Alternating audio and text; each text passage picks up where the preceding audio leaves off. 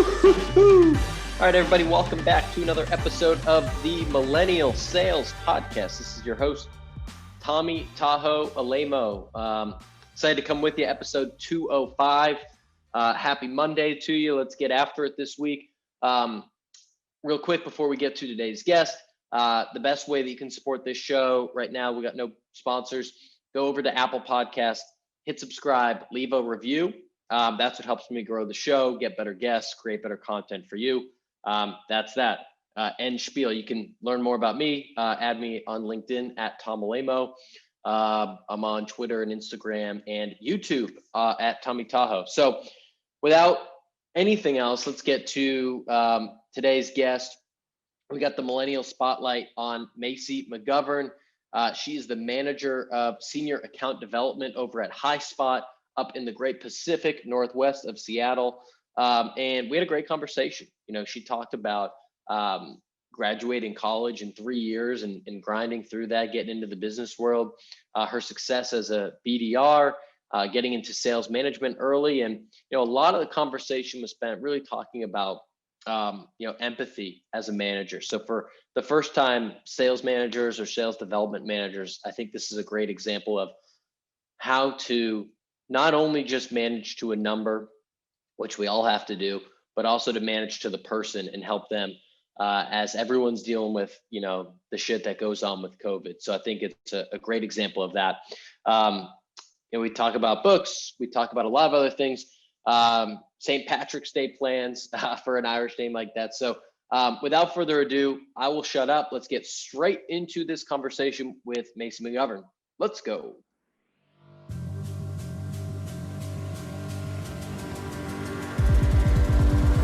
All right, coming at us from the Pacific Northwest, Macey McGovern, manager of senior account development over at Highspot. Welcome to Millennial Sales. How we doing? Doing well, Tom. Thanks for having me. Appreciate it. Yeah, I'm excited to have you on. The first thing I got to ask before we even we'll skip the pleasantries. I saw on your LinkedIn that you graduated from University of Washington, I think, a 4-year program in 3 or maybe less than 3 years, which I think you said was maybe good or maybe not so good judgment looking back on it. So I'd love to hear you talk about that piece and how you got that done. Yeah, that's a great one. Looking back, yes, definitely regret everything I tried to cram into that period, but it was super important when I thought about, okay, doing school, doing work, having a couple internships, maybe doing some extracurriculars, but the responsibilities really pile up when you do that. And so thinking back, okay, yes, I wanted to get a lot done, make the most of it, like ran through courses, ended up almost getting kicked out of school because they said I had too many credits. So what are we going to do in order to make me stay longer? And honestly, I added a couple different things to my major that I could, added a minor when I could, tried my best to stay out there and just have fun for a little bit. But ultimately, I was drawn towards obviously the technology industry and moving into work. And that's where I ended up. You're just ready to get after it. You're ready to take 8 classes a semester and just get into the workforce. Definitely. But then looking back, you're like, okay, was it really that I was giving everything my all? And so I think it translates now into what I'm doing, even managing a team where it's you're not your best for other people if you're not taking care of yourself first and foremost. And so thinking about all the 3-hour nights, barely getting by with certain projects or barely making it to certain shifts at work or getting different projects done, it's like you're not doing anything justice if you're not giving it your all. And I think that's a good lesson I took away too. Yeah. And did you know at that point when you were steamrolling through your courses that you wanted to get into some capacity of sales, or how did that happen? I was pretty torn at the time, actually. So I knew I wanted to be on a go-to-market team at like a startup or faster growing company. I had no idea that it would be sales. I was torn between sales and marketing for an instance. But then when you think about the differences between the two and what I really gravitated towards, it was being on the front lines with customers or potential customers. And then also the ability to just have a more lucrative career in general, I think, is what draws a lot of people to sales too. So literally the more you do, the more you close, or the more leads you produce, the more money you can make. And that was really enticing, I think, being self-driven, and a lot of other people in the same profession, I think, feel that way too. Yeah. The tough part with sales in college is that there's probably not. I think they might have some sales courses now at UW. Did I see that? That there's Yep. something, I don't know if it's a major or there's just classes. But I didn't know anything really about B2B sales in college, and most internships aren't really like, if you have a sales internship, you might be doing database work. So like, did you Yep. do anything in college, like an internship or a door-to-door job or anything like that? Or did you just get straight into it once you graduated? When I started out in college, actually, it was freshman year, I got an internship with a local film agency company. And so Mm, basically, they work for the major film studios, they're contracted. And I was doing promotional marketing for Warner Brothers and Lionsgate. So I was running events on like college campuses for these upcoming movies, handing out free swag, trying to convince bar owners to let an 18-year-old run like some movie night for trivia at their place. And that was really fun just from the sense of almost having to sell that opportunity. But then I was also running press screenings for local critics. And what you do is you have them come in and channel into a room, and they put me in the back of the audience, and I have to write down what parts of the movie do they laugh at? What's the demographic of the audience? But it's really fun because you see the movies 3 weeks before they come out.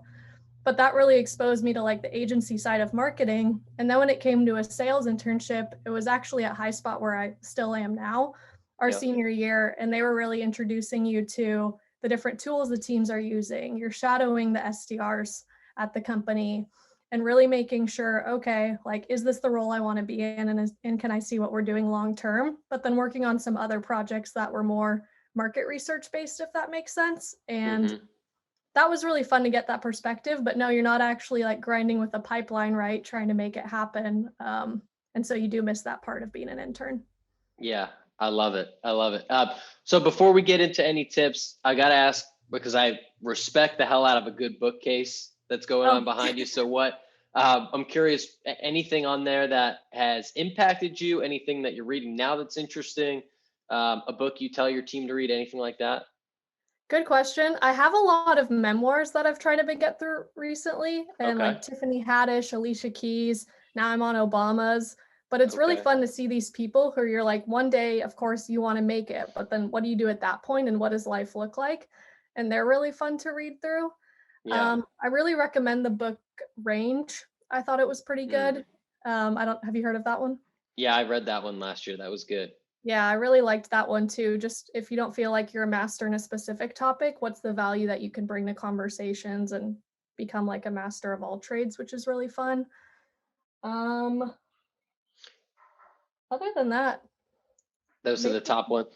yeah. I heard Alicia Keys on a podcast recently, and she was promoting the book, and she was telling her story a little bit on the come up, and how successful she was at such a young age, and almost like didn't even know she was kind of getting like ripped off by the record company, I think, and they were making 98% of the money. She's like, I had no idea we were making this much money for them. Like she didn't even Yep. know, and she was probably 18 or 19 or something like that.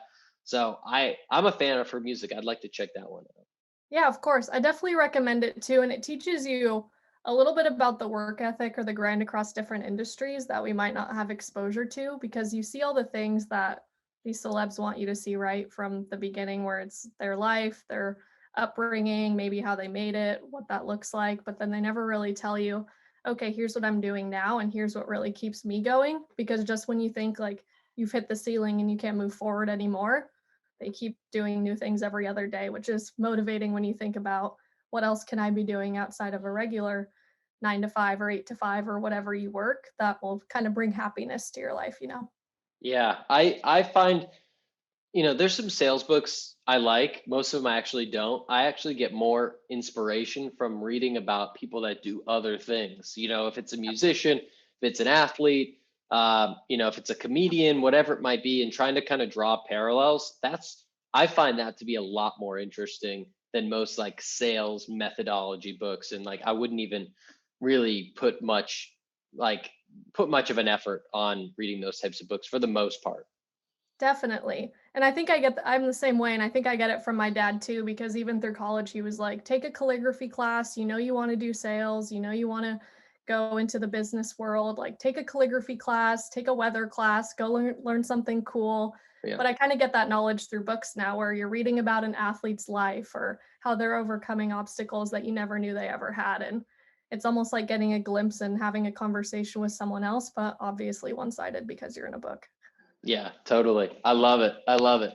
I think they also make you, I was talking about this earlier with someone, that they also could make you a better person, right? Like if you're a better person, then you're going to sell more, you're going to perform better at your job, right? If you are reading books on psychology, or, for your relationships or your health or whatever it might be. So for the Yeah. people out there that might just be like trying to hunt through like spin selling, then never split the difference, and this, then that, then challenger sale, like might want to mix in like a memoir every now and then, or mix in, something else that you find interesting. I think you'll probably learn just as much, if not more. Definitely. And I even caught myself too when I was on this memoir binge, basically saying, when was the last time I picked up a fiction book and just read a good story? Because there was a part of me thinking, okay, there's nothing I could really get from these books because it's not real, it's not what's happening, but there's so many lessons and value packed into some of these stories also that authors are coming up with. So you can't hate on the fiction either. That's a good point. I'm actually going through some of the Harry Potters for the first time in my life, and There we I think go. Dumbledore's dropping some knowledge on me that I could have used as a 10-year-old. So, and could use now. So, without going too far down the fiction book path, the people are here to learn more maybe about sales. And so you have experience on the come up from, being an SDR. You've been at Highspot for, I think, 3+ years now running the team there. So I'd love to hear if you have any tips, whether it's for the SDRs out there in the world or the newly minted sales managers or SDR managers, or whatever's top of mind for you. I'd love to hear what you got. Yeah, the first thing I would say is empathy right now. I think Mm, that's going a lot during COVID and realizing what people are going through. But oftentimes, when you're grinding away at the dials or sending emails or finding people on LinkedIn, you're forgetting that they also are human on the other side of it, also going through this global pandemic. And so just remembering that people are human, and then trying to differentiate yourself from honestly a lot of the automated stuff, I think is our biggest struggle right now when it comes to everyone getting spam calls. How are you going to prove that you're not another one of those? How are you going to stand apart in an email inbox full of automated newsletters, discount deals, whatever other companies are sending? I hmm think that differentiation is huge, and being able to show, hey, I'm trying to get a hold of you as a person to a person and have an honest conversation about what you're going through in your role, what your business is doing, and seeing if we can help. And then the third one that I would say is self-awareness, first and foremost, also. And I don't mean that just in the sense of how you come off and like your perception at work, but also internally. So if you know you're approaching burnout, not trying to push yourself over the limit, really, but really acknowledging, hey, I know where I'm at, what I need to accomplish, and then meeting yourself there. And I know other people have said this, it's not anything net new, but I think it's something that's also a good reminder to have for people, especially when it comes to reaching out and prospecting while maybe you're at home with four other roommates or stuck in your bedroom or whatever it is. Just know hmm like you're not alone, and there's a whole other world of people out there doing the same thing as you. And the more that we can bring people together through podcasts like this or LinkedIn networks, etc., I think just make people feel a lot more fulfilled in their role and realize like, hey, what I'm doing is worth it, when the person on the other end finally says, yep, let's do it, let's move forward, and finally all the 100 hangups are worth it.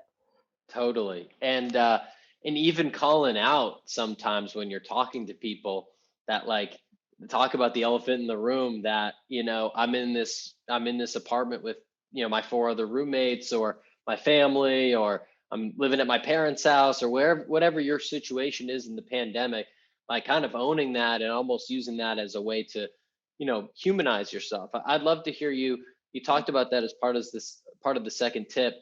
I'd love to hear like how specifically can I go out as an SDR and make it so I'm not, when someone answers the phone or reads my email, that they don't think it's a robot or that it's spam, Yeah, and I can kind of break down that third wall.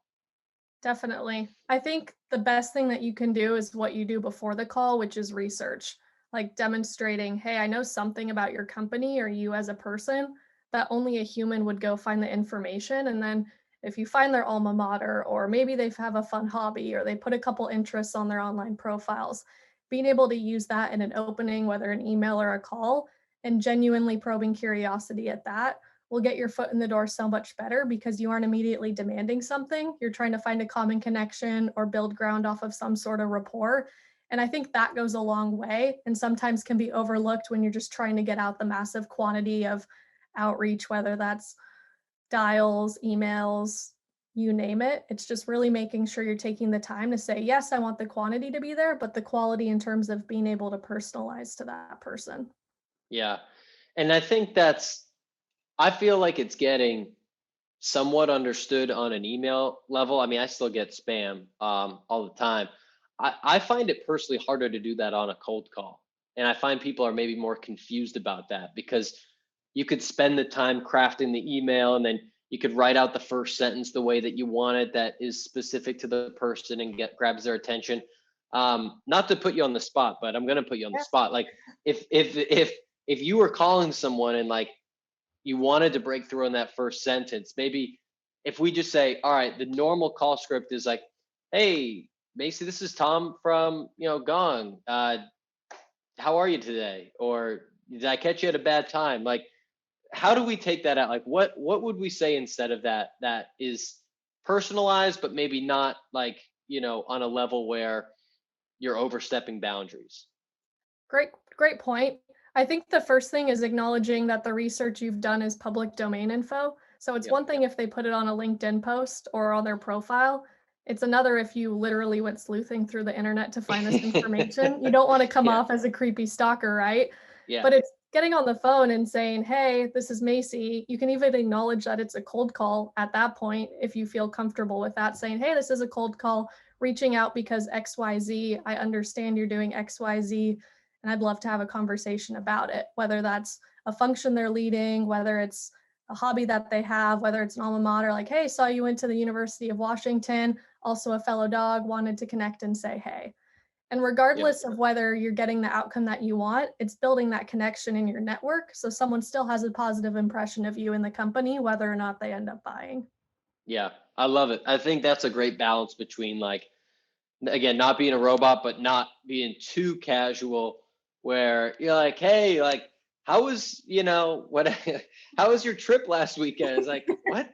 Did you go on my, kids like Facebook to see that? Or how Exactly. did you find that? So I think that's great. And so I think, breaking through, being a human, we talked a little bit about the self-awareness and then to your point, the empathy that you need. Can you tell me a little bit about if we're talking about the managers out there? We talked about it a little bit with like prospects and customers, but Yeah. how important is it to, and this is kind of just like a leading question, but how important is it right now to have empathy for the SDRs that you're managing who are likely all remote right now? Huge. I would say it's the number one thing on my radar, like even above performance management, to be honest. It's understanding like you as a person. Are you okay first and foremost? Like, what's your situation? How are you dealing with it? I know a lot of times, especially when you're training in any sales type role, you really start to learn to be emotionally level headed. Like, even on your worst days, you're not letting yourself be down in the dumps for too long. On your best days, you're not that egotistical a-hole in the office.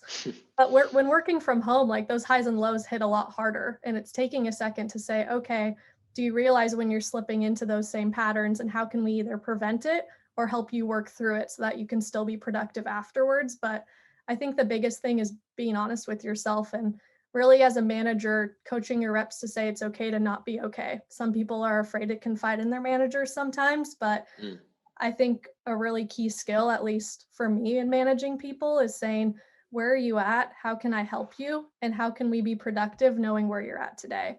And I think that's a really useful skill because, again, it demonstrates you're putting the people first and everyone knows what's expected of them, what their quotas are, what their targets are. So reminding them of that constantly isn't going to help. But then saying, okay, how does everyone have the same goal or same quota, but have completely different learning styles to get there? And then as a manager, that's my job to go work with them and figure out, hey, how can we get everyone to their goals that they have, understanding that people might just be at completely different places. yeah, I think that's so huge. I mean, I think that's big no matter what, but it's so hard to manage people remote because you're not in the room together. You can't see the body language. You're only talking maybe once a day or however often that might be. So you don't get to see them all day long. And so being able to have an understanding of where people are, what their situation is, and putting that forth, I think that's great. And I mean, definitely encourage for anyone who's leading any sort of people to make that a top priority. For sure. There's one point where I have a rep in Hawaii right now, one in Florida. They're both typically in Seattle. And there's also when one rep has internet go out for the day, another one just got chewed out by a prospect, but another one's having the best day of your life. And being able to not only handle in all of that as a manager, but then make sure you're okay and always your best to be there for your team. It's definitely a craft that I think is honed over time and honestly still continuing to get better at every day. But if there's anything I say to any manager out there, it's just put your people first, regardless of the role. Like wherever they're at, we want what's best for them personally and professionally. So making sure that people are okay first, I think should be our first priority. Amen to that. Amen to that. So the last question that isn't very serious is we're going to be putting this out in about March time. You got the very Irish name. I have to know what is happening for St. Patrick's Day. Is there bangers and mash being made? Is there Guinness? Do you just ignore the holiday? Like what's the move up there? I had originally planned to be in Ireland about this time Oh, last year. I was planning a trip to Ireland and Scotland for March. Very wow. classic American. I know, before anyone comes for me in Europe right now, just know, yes, I know it's classic, but I don't know this year, depending on what's going on in the area, obviously with COVID and the pandemic, it might just be getting a flat of Guinness at Costco and kicking the feet up and watching a movie or whatnot. But hey, I'll take that too at this point. Honestly, I didn't even remember till right now, but my family was planning to go to Ireland later this year when we were talking about it like a year ago because it's my mom's birthday. It's a big milestone birthday. I'll spare her by saving what number that is, but that is probably not going to be happening either. So maybe another time. Sorry to bring that up. Yeah, yeah, Rob. Yeah, you should be. Well, Macey, I appreciate you coming on. For anyone that wants to connect with you, whether they're SDRs, whether they're new SDR leaders, whether it's anyone else that wants to learn from you, wants to chat, wants to go through the best movies for St. Patrick's Day, whatever it might be, what's the best place Yeah. for people to contact you? Right now, I would say LinkedIn is the best place to reach me. Feel free to connect with me at Macey McGovern. I'm taking a bit of a social media break personally right now. So once I get back on there, I'll be back active on Facebook and Twitter and whatnot. But LinkedIn's the best way right now. Honestly, I should follow suit. There was 1 month last year that I took social media off as like a challenge, and I quit the addiction, and then I got right back on the horse. So I might need to do that again at some It's point. tough. The first 3 days, you find yourself trying to go back into those apps only to realize either they're not there, or you're just breaking your own rules. Yeah, no, I know it's good for me. It's like one of those things like, yeah, I should do that, but man, it's hard. So Yep. kudos to you. But everyone, if you dug what Macey had to say on this podcast, definitely hit her up on LinkedIn, shoot her a message, add her, follow what she has to say. And if you need sales enablement tools, hit up Highspot, right? Yep. Thanks, Tom. Yeah, thanks, Macey. All right, everybody, happy March. Thank you for listening to that episode while you're walking the dog or doing your laundry or prospecting, whatever you're up to. Please head over to Apple, leave a review, 5-star review. Helps me grow the show. Hit me up on LinkedIn, Tom Malemo, Twitter, Instagram, YouTube, Tom McTahoe. Peace.